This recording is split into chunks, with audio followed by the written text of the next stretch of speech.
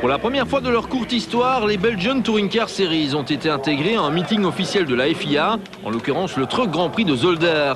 Ce qui explique que la première des deux courses du week-end, une endurance de 2 heures, était programmée de manière originale le vendredi après-midi. Après avoir décroché la pole position, la Jaguar X-Type Silhouette, alors pilotée par David Dermont, laissait dès le départ de la joute initiale la vedette à la Porsche 996 GT3 Cup de Laurent Neff, mais aussi à la BMW M3 Silhouette de Sylvie Delcourt et à l'Audi A4 Silhouette Light de Jean-François Emeraulle. Rapidement, l'Audi se portait au commandement de la course, mais ce n'était là que le début d'un duel avec la Porsche de Neff et Lemray qui finissait par repasser devant. Juste avant l'ouverture de la fenêtre de ravitaillement, Jean-François Emeraulle parvenait à surprendre une deuxième fois Laurent Neff, qui décidait de s'engouffrer dans la pit lane afin de céder le volant au journaliste pilote Stéphane Lemray.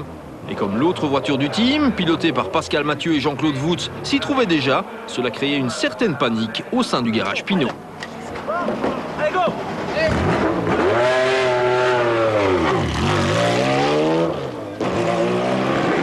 Une fois de plus, ce changement de pilote obligatoire faisait les affaires de la BMW de Sylvie Delcourt et David Loax, qui ravitaillaient en un temps record pour se porter au commandement de la course. Mais pour la berline allemande, le répit était de courte durée, puisque l'Audi de Verberg, la Porsche de Lemray et la Jaguar de Thierry revenaient rapidement dans son sillage. À une demi-heure de l'arrivée, les 4 leaders n'étaient séparés que par une poignée de secondes, preuve que le BTCS sait soigner le spectacle. Auteur de la pole position, Jérôme Thierry remontait tous ses adversaires et finissait par avoir le dernier mot. Ce qui en dit long sur le formidable potentiel de la Jaguar X-Type Silhouette, probablement le bolide le plus performant du BTCS qui remportait là sa première victoire de l'année. Ça fait vraiment plaisir parce qu'on a quand même pas mal travaillé. On n'a jamais eu de chance jusqu'à maintenant. On a toujours pivoté entre la 3e et 2e place.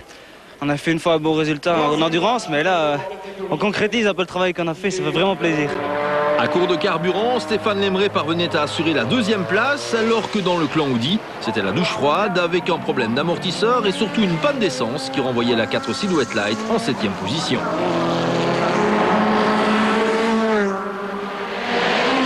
Dimanche après-midi, devant une foule riche de plusieurs milliers de spectateurs, le BTCS entamait son acte 2, un long sprint de 50 minutes sous la conduite de la Porsche de Lemray, qui emmenait dans son sillage les BMW M3 Silhouette de Sylvie Delcourt et Alain Corbizier. Pour ce dernier, l'aventure ne durait hélas pas très longtemps, puisqu'une touchette avec l'Audi de Verberg provoquait l'abandon de la BMW, avec de spectaculaires dégâts au niveau de la carrosserie. À l'avant du peloton, Stéphane Lemray résistait aux attaques de Tim Verberg avant que ne sonne l'heure des premiers ravitaillements.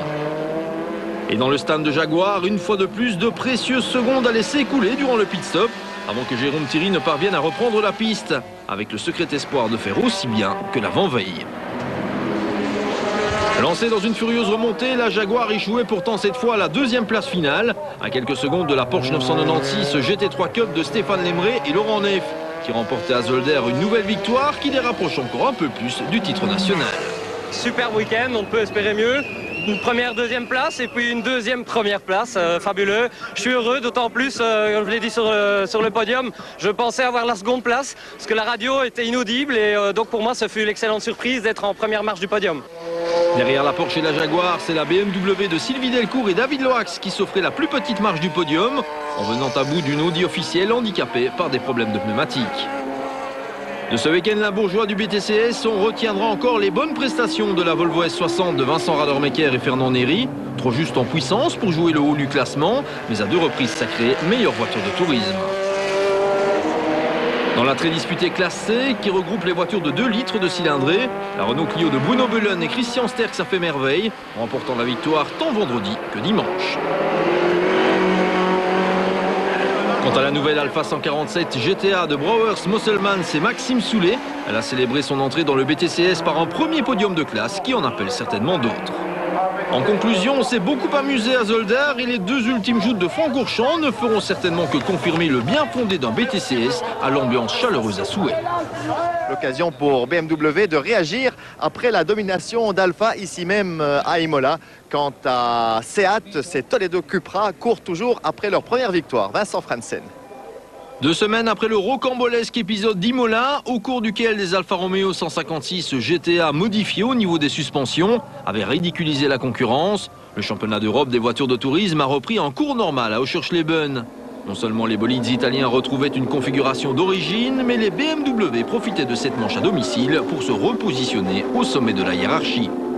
La preuve avec le premier affrontement dominical qui voyait le Britannique Andy Priault, pilote de la formation RBM du Belge Bart Mampay, prendre le meilleur sur les alphas officiels de Gabriele Tarquini et du Brésilien Augusto Farfus. Cette fois pourtant, les Italiennes n'allaient plus être en mesure de revendiquer la gagne, comme en témoigne cette spectaculaire casse moteur anéantissant les espoirs de titre de Gabriele Tarquini. Juste derrière les leaders, on jouait allègrement des coudes, la Seat de Frank Diefenbarer prenant de manière virile l'avantage sur l'Alpha de James Thompson et la BMW de Jörg Müller. Une situation qui ne durait hélas pas très longtemps puisque le pilote allemand était victime d'un étonnant bruit de suspension qui le contraignait à l'abandon. Il n'y a plus de chance pour la nouvelle Honda Accord d'Alessandro Balzan qui voyait ses illusions partir en fumée. Quant à Sardelli, à force de jouer à saute-mouton sur les bordures, il finissait lui aussi par devoir jeter l'éponge. Tout l'intérêt de cette première manche résidait dans la lutte à couteau tiré pour la deuxième place, Augusto Farfus étant bien décidé à ne pas plier sous les attaques de Dirk Müller, tandis que Fabrizio Giovanardi et Jörg Müller faisaient la jonction. Au bout du compte, c'est Dirk Müller qui réalisait la plus mauvaise opération en se voyant gentiment écarté de la trajectoire idéale. À l'avant du peloton, Andy Priault réalisait la manche parfaite, ce qui lui permettait de décrocher sa 5e victoire cette saison. Une performance qui avait le don de le replacer au 2e rang du championnat, dans le sillage de Dirk Müller. Augusto Farfus, Dirk Müller et Jörg Müller complétaient le premier top 4 d'Oschersleben, tandis que la première Seat apparaissait au 6e rang. Et comme la deuxième grille de départ est formée à partir du top 8 inversé de la première manche, les bolides espagnols retrouvaient les devants de la scène, en compagnie du Hollandais Tom Coronel. Ce dernier plaçait sa BMW privée au commandement de la course, flanqué de la Toledo Cupra de Rickard Reidel et de la 320 i officielle de Jörg Müller. Rapidement, le Suédois, la Seat, prenait le meilleur sur la BMW du Hollandais, de quoi placer l'équipe espagnole en position de force. Dans la foulée, Jörg Müller et James Thompson se hissaient au 2e et 3e rang, ce qui avait le don d'inquiéter le clan Seat, pourtant plus proche que jamais de sa première victoire. Entre Müller et Thompson, l'ambiance montait quelque peu au fil des tours, l'Alpha prenant provisoirement l'avantage sur la BMW. Pour Andy Priault, les manches se suivaient là sans se ressembler, le pilote BMW ne scorant pas le moindre point en cette deuxième course de la journée.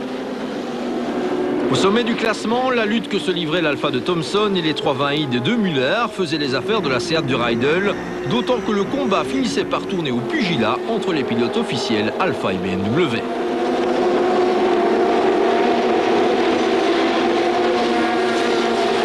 En résultat, un abandon pour Jörg Müller, dont la suspension a mal digéré cet échange de politesse. On continue dans le même genre un peu plus tard dans la course avec des pilotes BMW qui se cherchent et qui finissent par trouver l'Alpha de Giovanardi et la Seat de Diefenbarer. Retour sur la tête de la course où Reidel résistait jusqu'au bout à la pression de Dirk Müller pour offrir à Seat sa première victoire depuis son engagement dans le championnat d'Europe de voitures de tourisme début 2003. À Oschersleben, le TCC avait donc rendez-vous avec l'histoire, mais si Seat a gagné, c'est BMW qui décroche le titre des marques, tandis que la couronne pilote se jouera à Dubaï entre Dirk Müller et Andy Priault. Moins médiatisé que le Superbike ou le Supersport, le Superstock ne manque pourtant pas d'intérêt, que du contraire. Et en plus, un pilote belge, Didier Van Kemmelen, s'y distingue au guidon de sa Yamaha. Il pointe actuellement en 5e position. Alors Didier, en Superstock, c'est une grosse bagarre entre Yamaha, Suzuki, Kawasaki, Ducati. Et pour toi, ça se passe plutôt bien. Pour moi, cette année est effectivement bonne. Il y a une grosse bagarre entre Suzuki, Yamaha, Kawa et Ducati. Mais cette saison, le moteur le plus puissant semble être le Yamaha. Les Suzuki ne sont pas mal, c'est plutôt bien.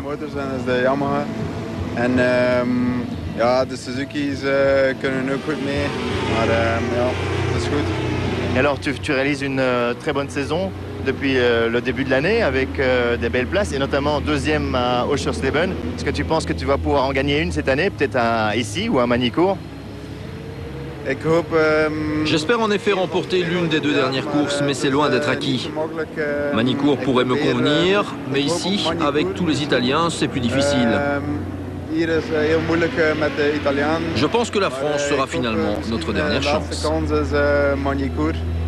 Et alors, je voudrais savoir un petit peu quelle est la suite que tu vas donner à ta carrière. Est-ce que pour toi, tu souhaites monter en super sport, ou peut-être en superbike, voire même peut-être en MotoGP? Disons que je vais y aller progressivement et j'espère rester un an de plus en superstock pour ensuite me diriger vers le supersport ou le superbike. Le MotoGP est pour l'heure inaccessible pour moi.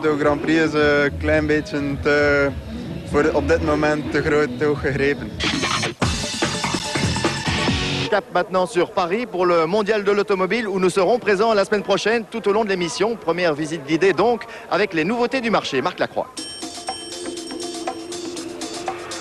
Un an sur deux, Paris joue l'alternance avec Francfort pour organiser son salon de l'auto. Comme toute année paire qui se respecte, nous avons donc mis le cap sur le mondial de l'automobile pour y découvrir une quantité de nouveautés toujours plus impressionnantes. À un point tel que nous avons dû ne retenir que celles qui nous semblaient les plus marquantes. Toutefois, nous ne voulions pas passer sous silence certaines évolutions de gamme, comme le lifting de l'Audi A4, reconnaissable à sa calandre trapézoïdale.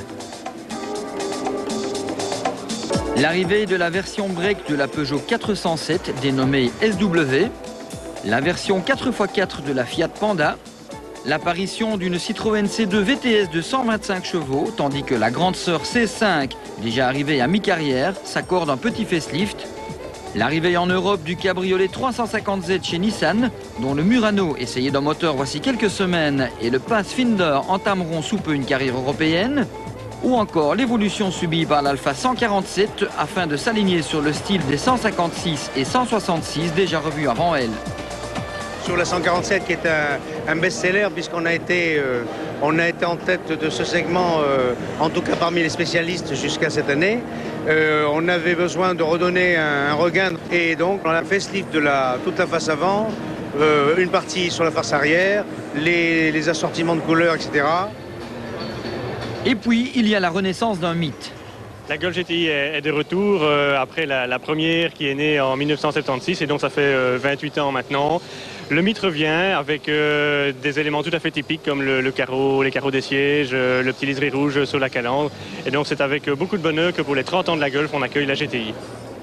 Parmi les réelles nouveautés, le duo Renault Modus Peugeot 1007 ne manque pas d'intérêt. En cherchant à se positionner idéalement sur une niche de marché qui tente à proposer des niveaux d'équipement toujours plus haut de gamme, ces deux citadines chic et originales dégagent indiscutablement un fort pouvoir de séduction qui les verra sans doute s'affronter farouchement en faisant valoir leurs spécificités respectives.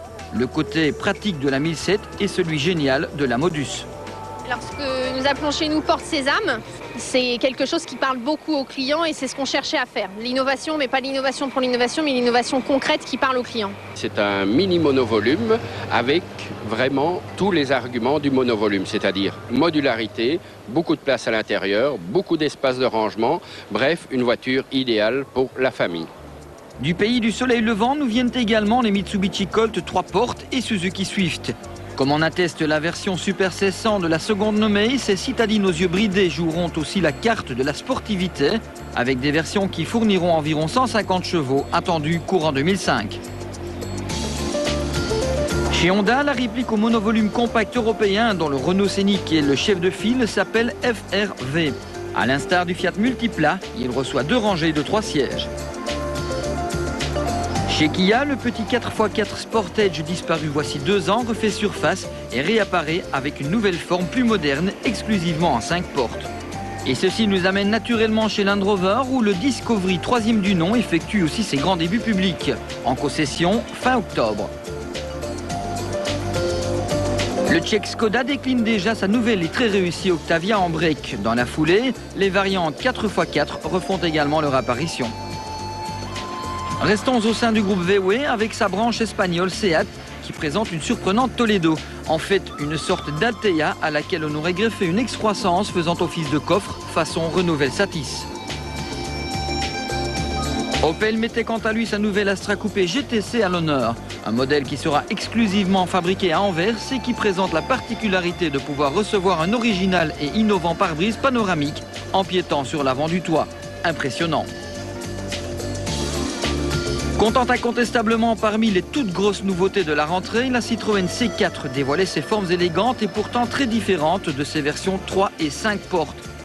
C'est aussi à partir de cet auto que la marque au double chevron développe une WRC pour la saison prochaine. À partir de fin novembre, je dirais, la voiture sera commercialisée en Belgique au Grand-Duché de Luxembourg et remplacera effectivement Xara, mais pas Xara Break. Xara Break continue. Autre gros morceau de ce salon, la Ford Focus deuxième génération dévoilait quant à elle une bonne partie de sa gamme. Le développement d'une WRC partant de la version 3 portes a lui aussi débuté, bien qu'aucune nouvelle ne filtre quant à l'avenir de la marque dans les rallyes mondiaux. En attendant, le renouvellement de la Focus constitue un enjeu de taille. En Europe et en Belgique et au Luxembourg, ça représente quand même à peu près 40% de notre volume et c'est très important pour Ford Belgique et au Luxembourg. Enfin, du côté des plus racés, Porsche présentait conjointement sa nouvelle définition de l'immortel 911, la Type 997, qui pour sa 40e année d'existence effectue esthétiquement un petit retour aux sources, tandis que la Boxster s'offre elle aussi une petite cure de jouvence. La BMW M5 se tourne en revanche résolument vers le futur en proposant pour la première fois au monde un V10 dans une familiale à 4 portes. Associé à une boîte séquentielle à 7 rapports, ce 5 litres de cylindrée fournit non moins de 507 chevaux. Mais sous une robe qui demeure finalement assez discrète, la belle cache bien son jeu. Quand on démarre la voiture, on démarre avec 400 chevaux et libre au conducteur d'enclencher le bouton M qui développe 107 chevaux de plus pour arriver à la P500 comme nous appelons cette position-là. Les regards étaient également très nombreux à s'arrêter sur le stand Alfa Romeo où la WEC Competizione profitait de sa 3e apparition publique pour dévoiler ses entrailles, après sa robe et son habitacle, et aussi confirmer sa commercialisation prochaine. Le moteur est un V8 d'origine Maserati qui développe 400 chevaux. Chez Maserati, nous avons aussi emprunté la boîte de vitesse. En revanche, nous avons créé le châssis, la suspension, les freins et bien entendu le design.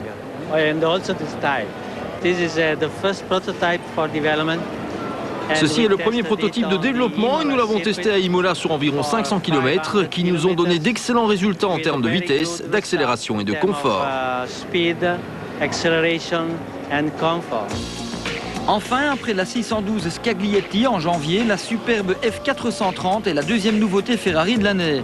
Remplaçante de la 360 Modena, elle affiche des prétentions revues à la hausse, non sans s'inspirer de la technologie F1. Son V8 de 4 litres 3 fournit désormais 490 chevaux, ce qui lui permet d'accrocher les 315 km/h en pointe et de passer de 0 à 100 km/h en 4 secondes seulement. En terminant sur ces images de la toujours spectaculaire Pagani Zonda, ici dans sa nouvelle variante Roadster, nous clôturons cette riche partie nouveauté. Retour sur cet événement parisien la semaine prochaine avec quelques exemplaires de compétition, parfois fort intéressants. Le week-end dernier, c'est à Francorchamps que la saison belge sur circuit s'est poursuivie à l'occasion du Racing Festival. C'était bien entendu le Belcar qui occupait le haut de l'affiche avec un duel annoncé entre les Chrysler Viper et la Chevrolet Corvette. Alors est-ce que Marc Gossens a enfin eu le dernier mot? La réponse en images avec Vincent Francet. Après une édition des 24 heures de Zolder totalement dominée par le GLPK Racing, le championnat Belcar s'est rendu pour la dernière fois de la saison à Francorchamps, avec au programme une joute traditionnelle de 125 minutes. Et une question était sur toutes les lèvres, la Chevrolet Corvette C5R de Marc Gossens et Franz Lamotte allait-elle enfin venir à bout des Chrysler Viper GTSR? La nouvelle pole position de l'ex-pilote de Formule 3000 pouvait le laisser penser.